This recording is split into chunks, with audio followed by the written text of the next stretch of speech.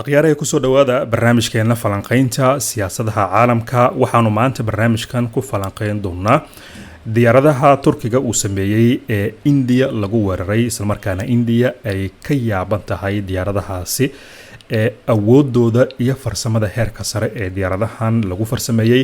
dabcan Pakistan ayaa diyaaradahan dhowr boqol oo kamid ah haysata, waxaana la soo sheegayaa in 400 ilaa 300 oo xabo oo diyaaradahan in ay ka qayb galeen dagaaladii ugu dambeeyay ee xagga hawada ee labadan dowladood ee u dhaxeeyay. India dabcan si furan bay uga hadashay oo waxay ku eedeysay in diyaaradahaasi loo adeegsaday.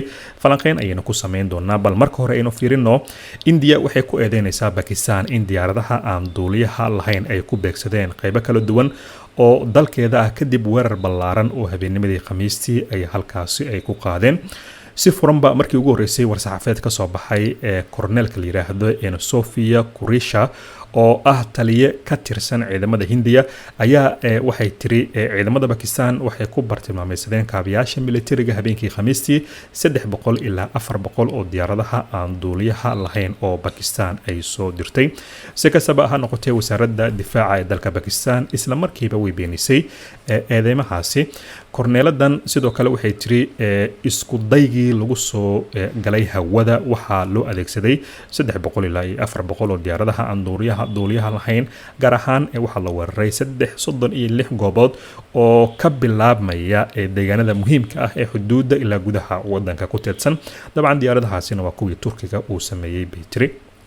waxay sheegtay in ujeedada suuragalka ah ee gelitaanka hawada baaxadda leh ee dalka India inay ahayd in la tijaabiyo baytiri nidaamka difaaca hawada iyo ururinta xogta ee sirta ah ee nidaamyada difaaca hawada ee India.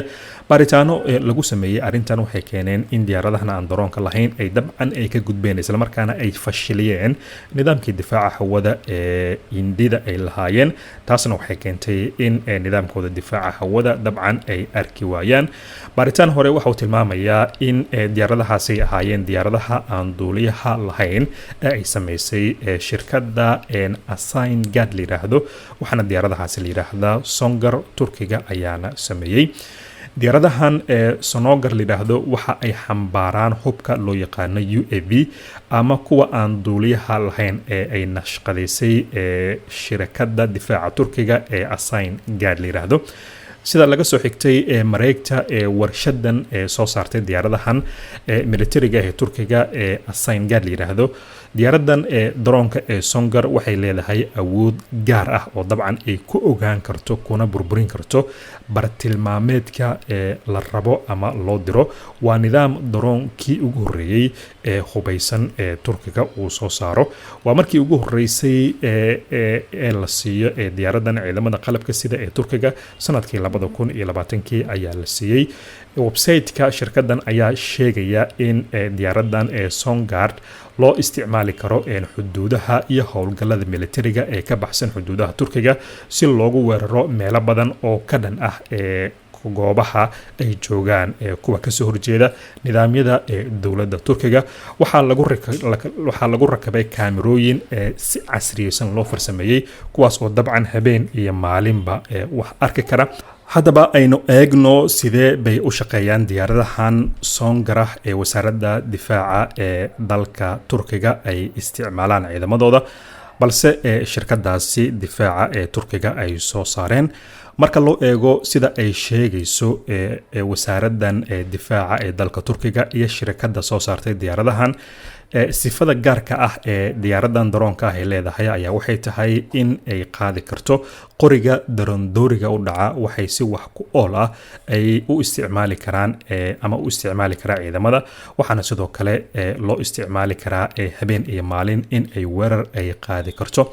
diyaaradahan aan duuliyaha lahayn ee Songar oo dabcan ku qalabeysan qoriga daroondooriga u dhaca waxay awood u leeyihiin in 200 oo xabo oo rasaas ah markiiba ay ridaan.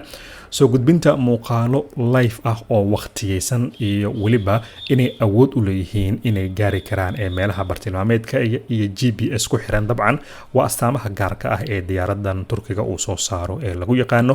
tan iyo markii la sameeyay diyaarad diyaaradan militariga turkiga ayaa isticmaalay. shirkaduna waxay sidoo kale ay sheegaysaa in saaxiibadeediina dalalka qaarkood laga iibiyey. dabcan Pakistan baa qayb ka ah dalalka diyaaradan haysta.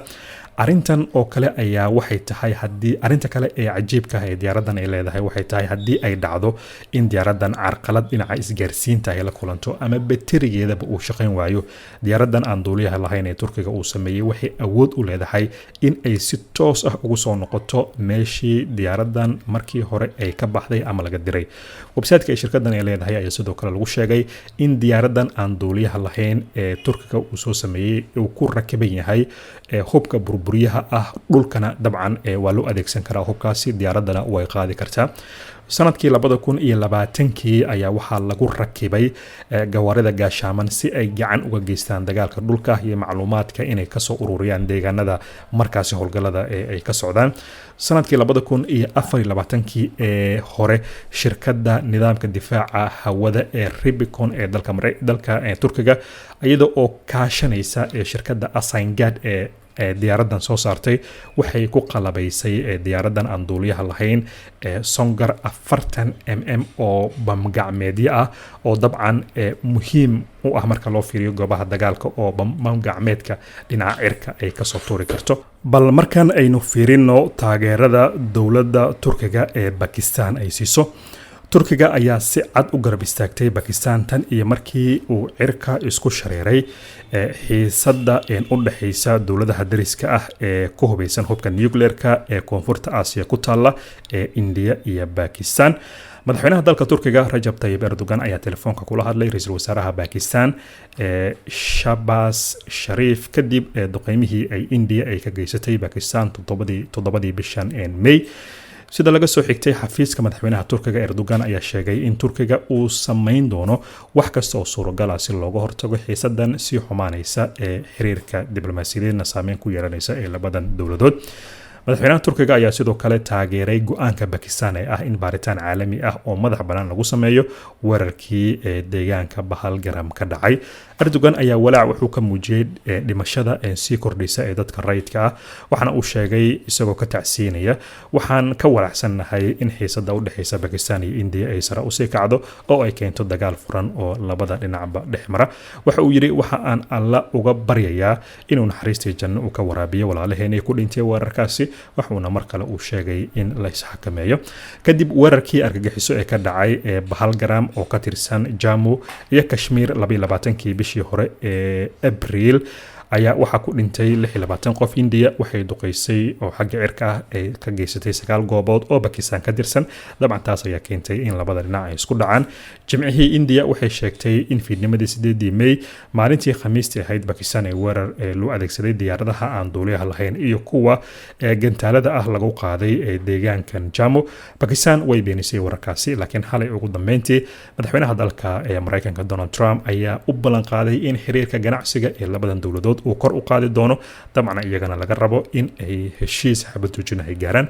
heshiiska xalay durba waa uu burburay markii qaraxyo laga maqlay gobolkan Kashmir.